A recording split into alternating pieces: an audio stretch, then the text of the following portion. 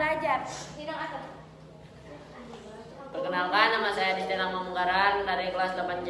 Perkenalkan, nama saya Sinurel Sasian dari kelas 8C. Perkenalkan, nama saya Putri Safira, saya dari kelas 8C.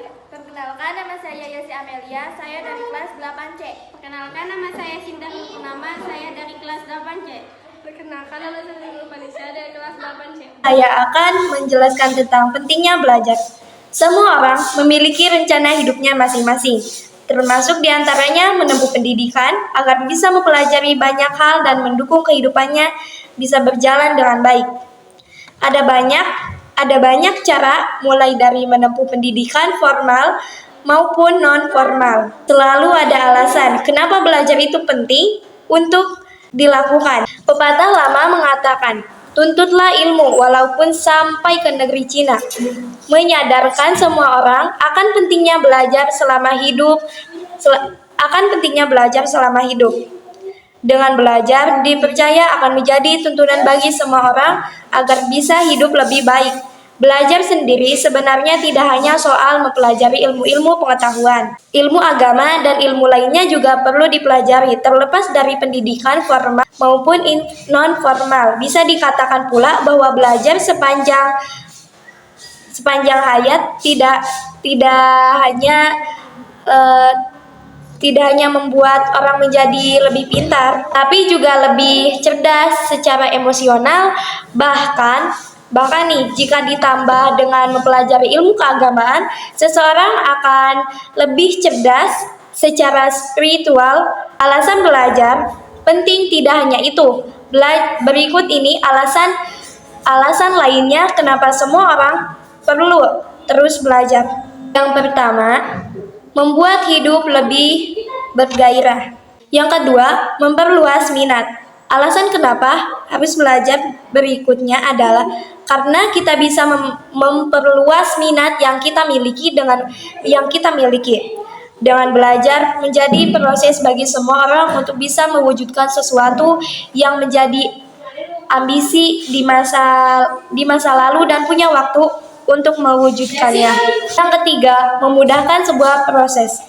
Belajar menjadi penting dalam kehidupan karena hidup itu sendiri merupakan sebuah proses.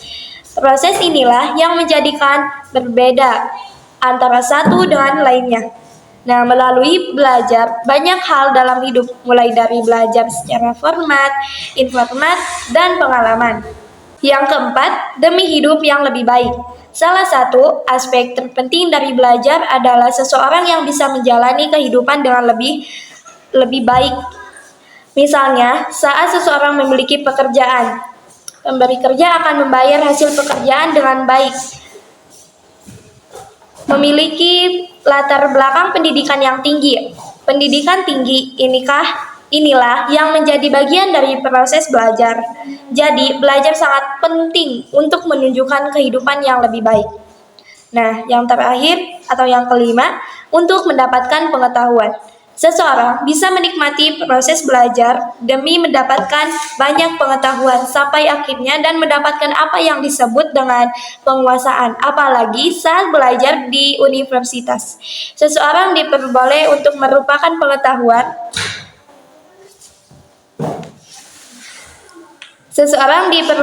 untuk menerapkan pengetahuan tanpa banyak risiko, artinya bisa melakukan berbagai perubahan diri dan belajar dari kesalahan dengan konsekuensi. Saya akan melanjutkan yang Yesi Amelia bahas. 6. Mengikuti tingkat keterampilan. Keahlian seorang bisa menjadi jalan tol bagi seseorang mendapatkan pekerjaan yang lebih baik. Pengetahuan dan keterampilan dalam proses pembelajaran menjadikannya terasa dan banyak dibutuhkan. 7. Memiliki banyak opsi pekerjaan dan karir.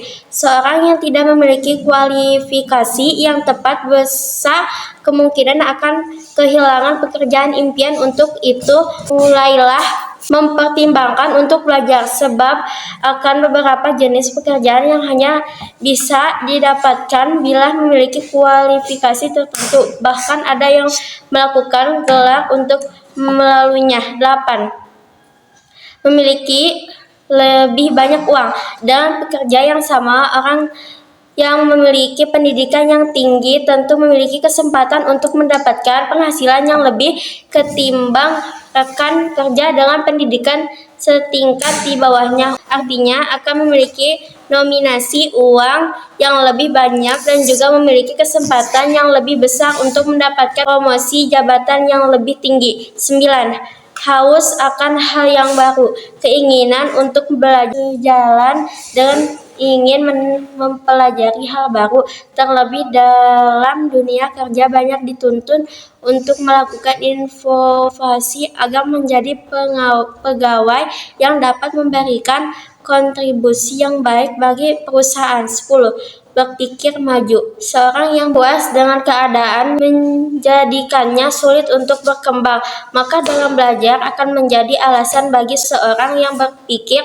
maju dan terus banyaknya sepanjang hayatnya, paling tidak tercapainya tidak berjalan di tempat. Di sini saya akan menjelaskan tentang wajib belajar menurut Undang-Undang Nomor 20 Tahun 2003 tentang Sistem Pendidikan Nasional (Sisdiknas) adalah program pendidikan minimal yang harus diikuti oleh warga negara Indonesia atas tanggung jawab dan pemerintah pusat dan pemerintah daerah. Pendidikan merupakan hal paling penting dan investasi masa yang akan datang dalam suatu negara. Pendidikan merupakan upaya dasar dan terencana dalam menyiapkan pembangunan masyarakat Indonesia untuk meningkatkan taraf hidup masyarakat untuk lebih baik. Berdasarkan pengertian belajar di atas, dapat disimpulkan bahwa belajar adalah proses atau usaha yang dilakukan setiap individu untuk memperoleh suatu perubahan tingkat laku tertentu, baik dalam bentuk pengetahuan, keterampilan, maupun sikap dan lain. Nilai yang positif sebagai pengalaman untuk mendapatkan sejumlah kesan dari bahan yang telah dipelajari. Menurut Jalal dan Mustafa, di dalam konsep ini, pemerintah harus mendelegasikan kebijakan pendidikan kepada pemerintah daerah beserta dana yang dibutuhkan untuk membiayai tanggung jawab yang dibebankan. Kedua, bergeseran sebagai keputusan pendidikan dari pemerintahan ke masyarakat. Ide ini berasal karena masyarakat harus lebih tahu dan memutuskan sendiri program pendidikan yang dikehendaki karena memiliki akan manfaat pendidikan. Lingkungan sangat berpengaruh pada proses belajar sebagai kegiatan utama, bukan sebagai alternatif peran tugas guru dan pengajar profesional. Lingkungan sangat berpositif terhadap perbedaan individu dan kelompok pada latar belakang individu, pengetahuan individu, motivasi dan kemampuan individu masing-masing. Oleh karena itu, lingkungan belajar harus mendukung berbagai perbedaan yang dimiliki individu atau kelompok, baik latar belakang, pengetahuan, motivasi, dan kemampuan masing-masing individu, supaya dapat memberikan rasa aman dan kenyataan dalam proses belajar dan dapat tercapai tujuan belajar.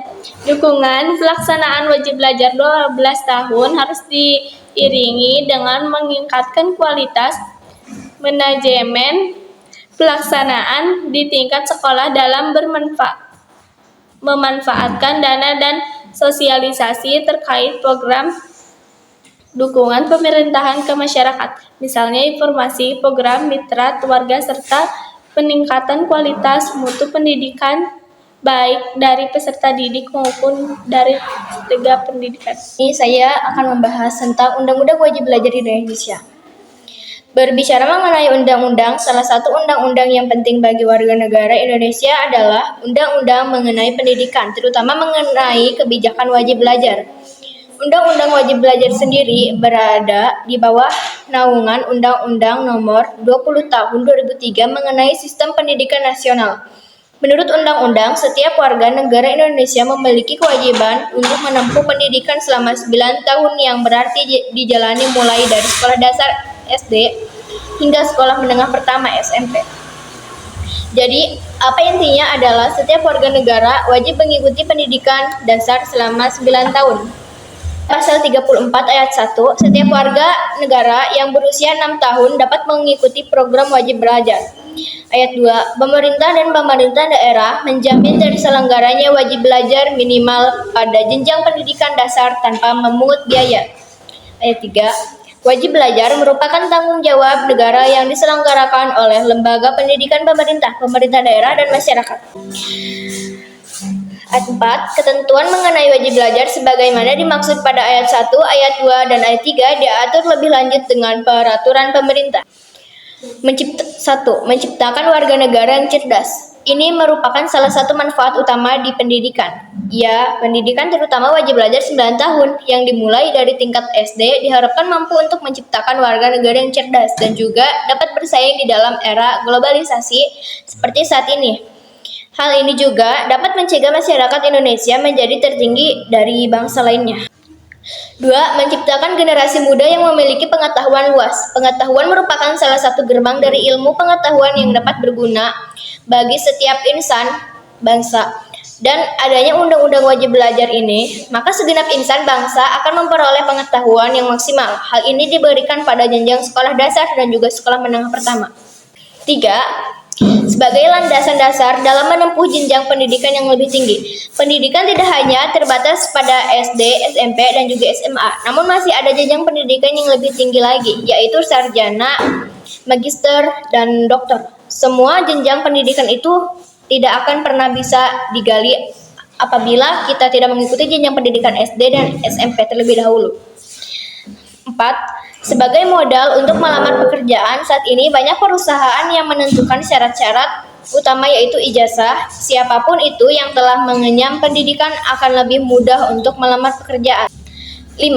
Agar anak bangsa mampu mengenyam pendidikan sekolah dasar dan menengah pertama, manfaat undang-undang wajib belajar adalah agar setiap anak dapat merasakan tingkat sekolah dasar hingga sekolah menengah pertama. Hal ini tentunya sejalan dengan tujuan pendidikan, yaitu mencegah terjadinya kondisi di mana seseorang tidak pernah mengenyam tingkat pendidikan sama sekali. Ya, tentu saja sangat berdampak buruk bagi perkembangan bangsa. 6. Agar menjadi lebih tertarik dengan dunia pendidikan.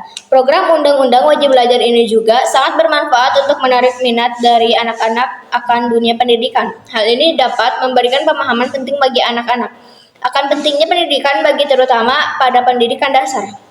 7.